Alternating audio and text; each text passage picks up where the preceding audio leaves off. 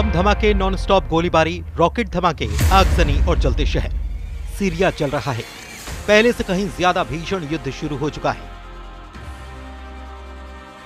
इस बार जवाबी हमला सत्ता से बेदखल हुए बशर अल असद समर्थक फाइटर्स ने किया है।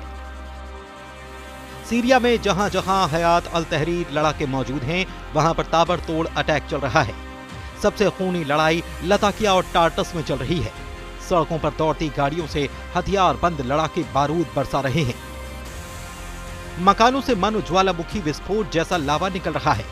ये युद्ध बशर अल असद और कमांडर जुलानी, जो कि अब अल शरा के नाम से जाने जाते हैं, के फाइटर्स के बीच शुरू हुआ है। बशर समर्थक अलावी फाइटर्स फिलहाल युद्ध में हावी पड़ रहे हैं, जिससे कि कमांडर जुलानी के तख्ता पलट के आसार अभी से बनने लगे हैं। सीरिया युद्ध में अब तक जो जानकारी सामने आई है, उससे तुर्की के एर्दोआन भी टेंशन में आ गए हैं। लताकिया प्रांत के जबलेह शहर और आसपास के इलाकों में बशर अल असद के समर्थकों ने अल जुलानी के HTS को निशाना बनाकर भीषण हमला किया, जिसमें कम से कम 70 लोगों की मौत हो गई है।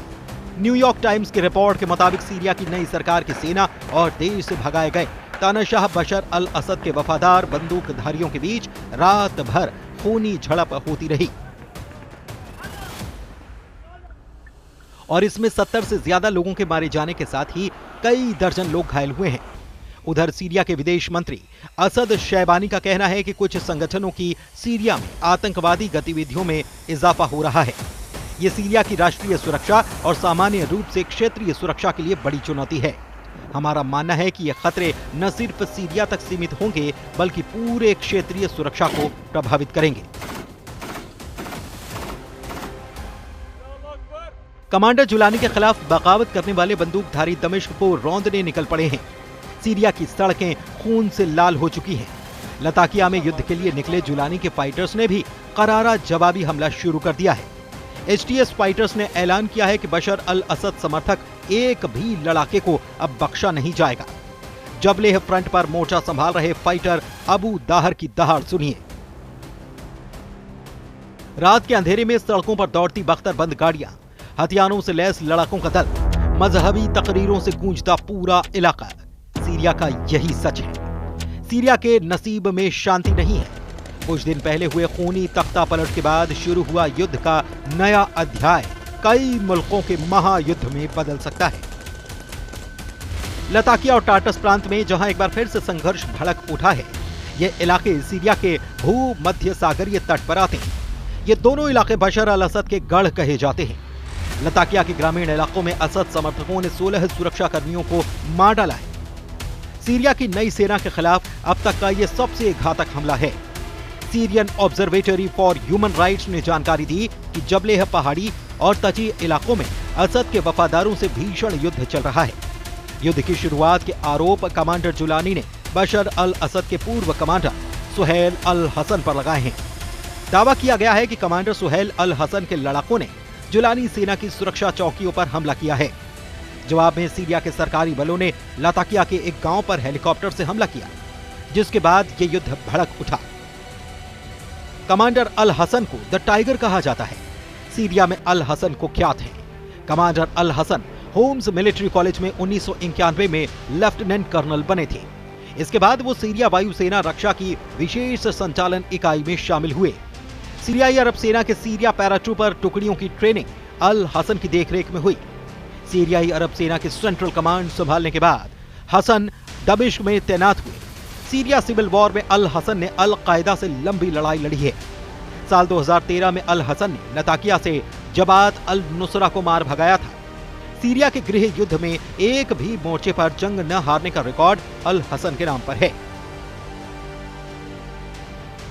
बशर अल असद के लिए कमांडर अल हसन ने होम से लेकर अलेप्पो तक के गढ़ को कई साल तक बचाए रखा था।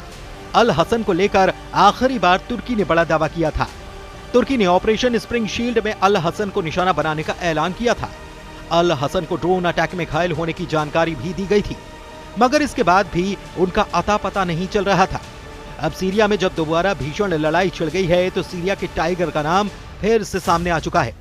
कमांडर जुलानी, जिसे सिर्फ एक कमांडर का विद्रोह मान रहे हैं, असल में बात उससे कहीं ज्यादा गंभीर है। रूस में बैठे बशर अल असद के इशारे पर एर्दोआन की जमीन खिसकाने वाला युद्ध शुरू कर दिया गया है।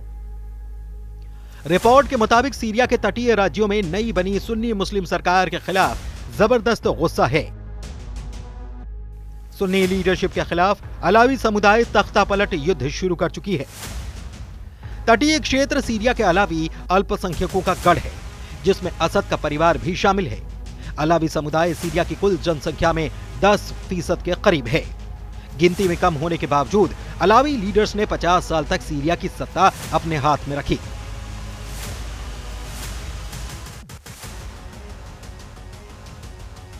बशर अल असद एक बार फिर से अपनी सल्तनत कमांडर जुलानी से छीनने के लिए हर दाव आजमाने लगे हैं। इसकी वजह जुलानी के लिए कई सख्त फैसले हैं। सीरिया के राष्ट्रपति पद संभालने के बाद जुलानी ने असद के भरोसेमंद अधिकारियों और नेताओं के खिलाफ मुहिम चलाई है। कई अधिकारियों और नेताओं को गिरफ्तार किया गया, जिसके खिलाफ हथियारबंद लोगों ने एकजुट होना शुरू कर दिया। लताकिया और टाटस में नई सरकार के खिलाफ लगातार हिंसा हो रही है। जुलानी ने असद समर्थकों को अपनी सुरक्षा बलों के सामने सरेंडर करने की चेतावनी दी है। इसके लिए सीरिया में कई सुलह केंद्र बनाए गए, लेकिन नई सरकार ने सरेंडर करने वालों को माफ करने का वादा नहीं किया, जिससे कि असद सरकार के ज्यादातर समर्थकों ने सुलह प्रक्रिया में हिस्सा लेने से इनकार किया और हथियार उठा लिए। इन विद्रोहियों की कमान सीधे कमांडर अल हसन के हाथ में बताई जा रही है। मतलब जैसे जुलानी ने तुर्की के बैकअप से बशर को उखाड़ फेंका, वैसे ही जुलानी के लिए विस्फोटक प्लान एक्टिव हो चुका है। लेकिन सवाल है कि बशर अल असद किसके दम पर जुलानी से भिड़ चुके हैं। क्या ईरान तुर्की को सबक सिखाने के लिए बशर की वापसी करवाने वाला है, या फिर अमेरिका ने जुलानी के खिलाफ ऑपरेशन शुरू कर दिया है? कहीं नेतन्याहू ने तो तुर्की समर्थक के खिलाफ मोर्चा खोल दिया, या फिर प्रेसिडेंट पुतिन ने एर्दोआन को हक में लाने के लिए बशर को बैकअप दे दिया है। हाल में ब्रिटिश रॉयल नेवी के जारी किए गए मैप ने सीरिया पर एक सिग्नल दिया था। समुद्री रूट मैप में सीरियाई बंदरगाह टार्टस से उत्तरी सागर तक मालवाहक जहाज का रास्ता दिखाया गया था। ब्रिटिश रॉयल नेवी ने 3 दिन के अभियान के दौरान इंग्लिश चैनल और उत्तरी सागर के बीच जिस मालवाहक जहाज की निशानदेही की, उसके साथ रूस के युद्धपोत भी चल रहे थे। मतलब कि रूस सीरिया में कुछ न कुछ करने की तो प्लानिंग कर चुका है। पहले भी पुतिन की पावर से ही बशर अल असद ने 14 साल तक सिविल वॉर में दबदबा बनाए रखा। वो पुतिन ही थे जिन्होंने अमेरिका और तुर्की के न चाहने पर भी बशर अल असद को बचाए रखा। मगर यूक्रेन युद्ध में पुतिन के उलझने का फायदा उठाकर तुर्की ने सीरिया में तख्ता पलट करवा दिया। 27 नवंबर 2024 को शुरू हुआ सैन्य विद्रोह इतना सधा हुआ था कि बशर अल असद की 24 साल पुरानी सल्तनत को कुछ ही देर में उखाड़ फेंका गया। ऑपरेशन डिटरेंस ऑफ एग्रेशन की कामयाबी का सेहरा कमांडर जुलानी के सिर सजा, लेकिन इसके असल मास्टरमाइंड कोई और नहीं, एर्दोआन थे। बशर की विदाई के बाद जुलानी का अंकारा भागम भाग ने सब कुछ शीशे की तरह साफ कर दिया। हालांकि सीरिया के ज्यादातर हिस्से में जुलानी विरोधी ग्रुप का कब्जा बरकरार है। इसमें कुर्द फोर्स और अलावी ग्रुप सबसे ज्यादा मजबूत हैं। फिलहाल कुर्द फोर्स शांत बैठी है, लेकिन युद्ध भड़का तो कुर्द फोर्स भी एक्टिव हो जाएगी, जिसके बाद फिर से वही हालात बनेंगे, जिससे कि महाशक्तियों को सीरिया बैटल ग्राउंड में आना ही पड़ेगा। एक वक्त सीरिया में अमेरिका, रूस, तुर्की जैसी महाशक्तियां टकरा चुकी हैं। वो युद्ध बेनतीजा रहा है, लेकिन इस बार युद्ध में हदें पार होंगी और ये हद एटम बम धमाके तक भी जा सकती है।